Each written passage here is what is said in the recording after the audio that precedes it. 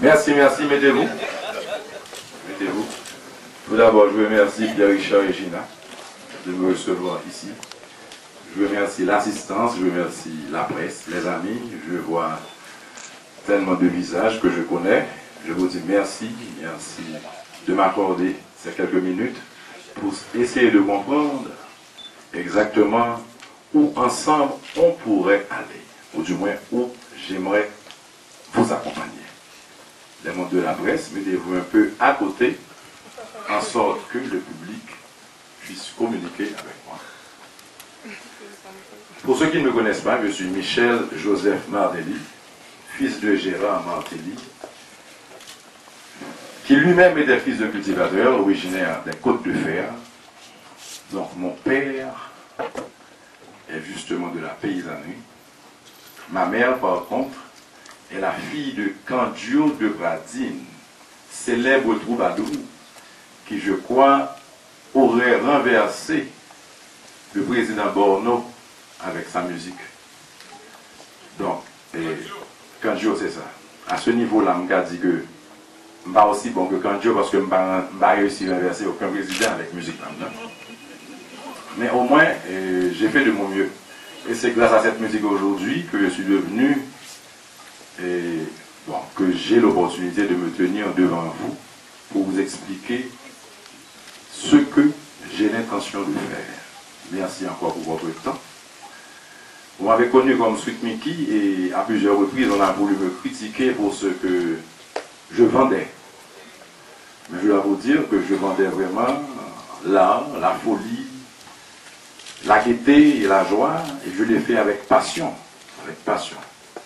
Et je ne regrette pas, malgré que plusieurs d'entre vous aient été déçus par un moment. Je dirais tout simplement que pour ceux qui ont mal compris, que déjà à travers Sweet Mickey, il y a quelque chose qui pointait. Parce que pouvoir gérer un succès pendant 22 ans, c'est pas évident. J'ai quand même fait preuve de discipline, de constance, de détermination, de savoir-faire, puisque Jazz la classe, au moins 2 ou 3 fois, on a recommencé, nous refrappé encore.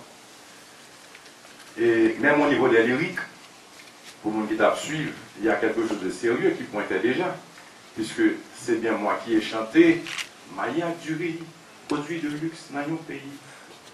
Ça, c'est un problème social que nous avons abordé déjà.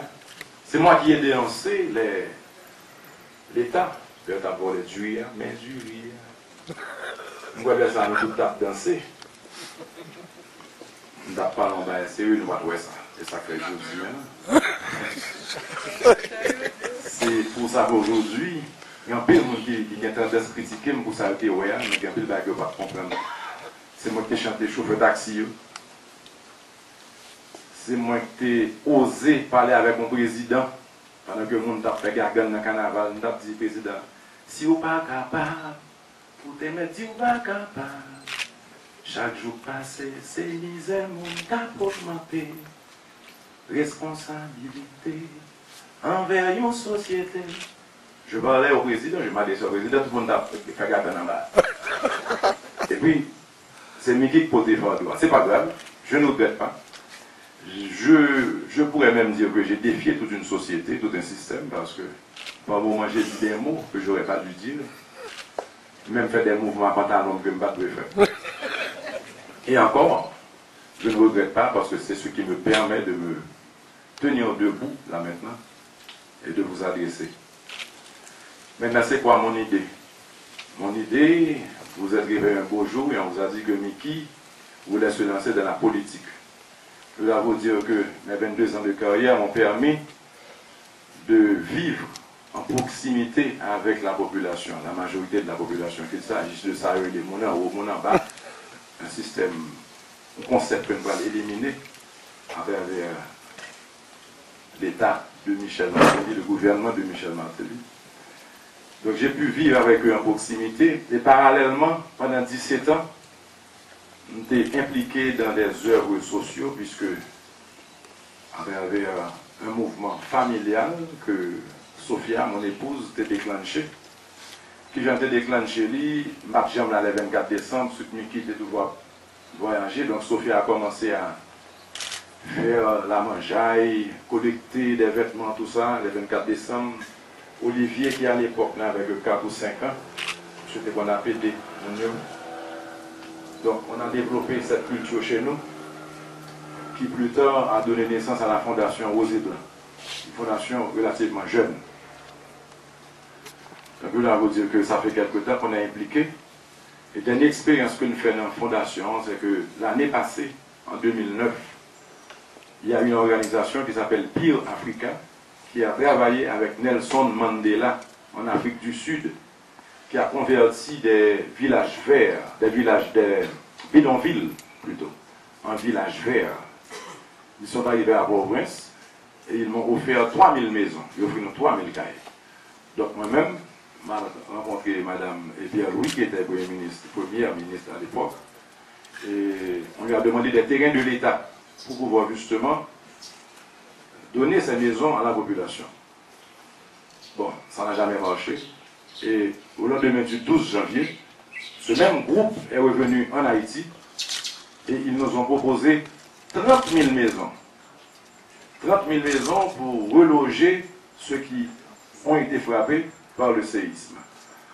Donc j'ai contacté mon vieil ami et cousin Jean-Max Bellerive, actuel Premier ministre, et jusqu'à aujourd'hui, on n'arrive pas à trouver ces terrains de l'État.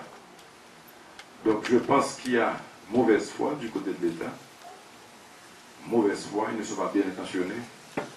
Donc j'ai décidé de me mettre debout et de dire assez, assez, il faut que tout ça change. Il faut que tout ça change. Je n'ai pas le pouvoir de le faire seul. Je ne suis rien. Il y a un système qui est établi, qui empêche au pays d'avancer, qui empêche à la population d'avoir accès à l'éducation, à la santé.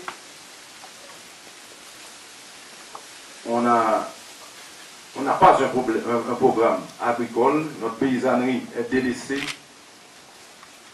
On ne profite pas de notre industrie touristique. La plupart des pays amis, tous les pays dans la zone, dans les Caraïbes, le soleil là seulement sont pas de l'argent pour eux. La mer sont pas de l'argent. Pour nous, rien ne va. Je pense que le problème, c'est nous. Nous, parce que nous acceptons tout ça d'une part.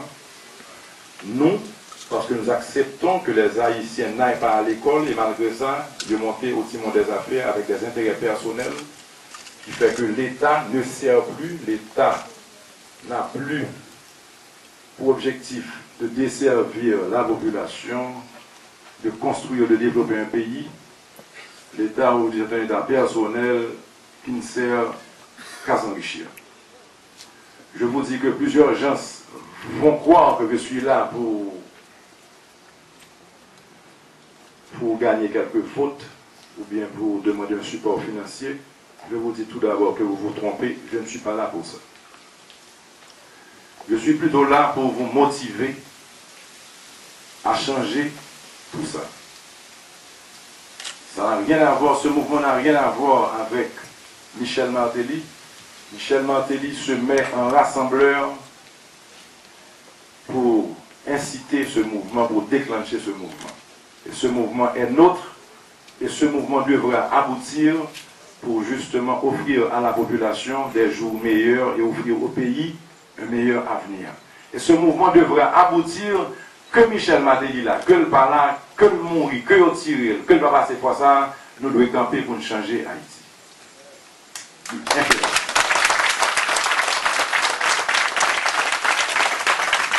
Aujourd'hui, je pourrais vous parler des problèmes du pays, même pas quoi nécessaire. Parce que tout le monde a un problème du pays, et sinon, pour un petit monde 5 ans là, quand ici à nous mettre en Haïti, je abonne tout problème du pays.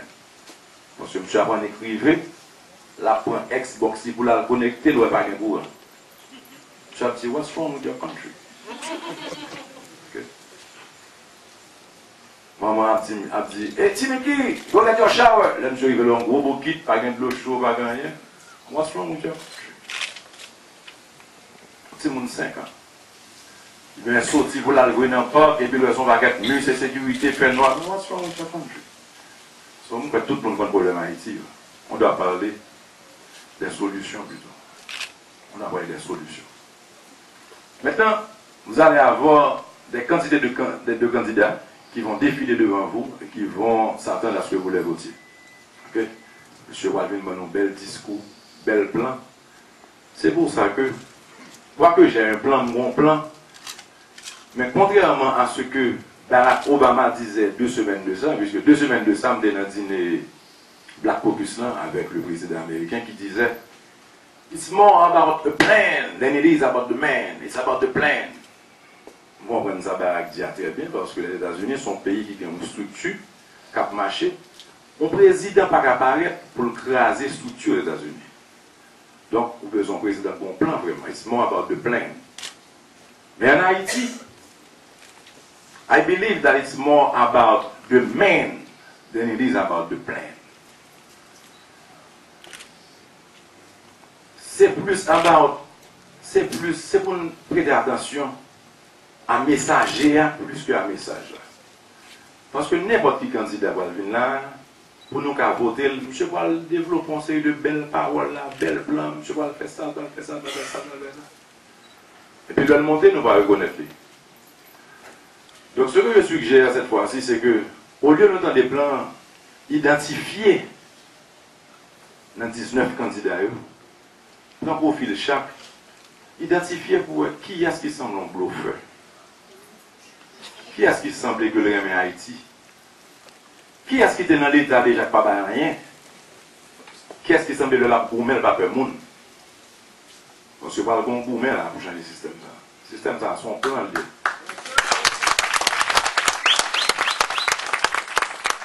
Il y a un monde qui a profité de système ça. Autrefois, on exportait le café, le cacao, le sucre, la bauxite.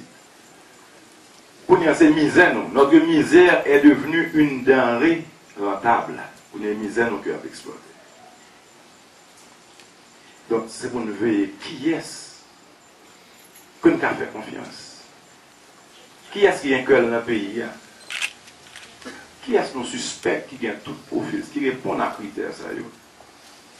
Et puis le sang a voté moun ça. Si nous avons moun ça, c'est un tel, voter un tel.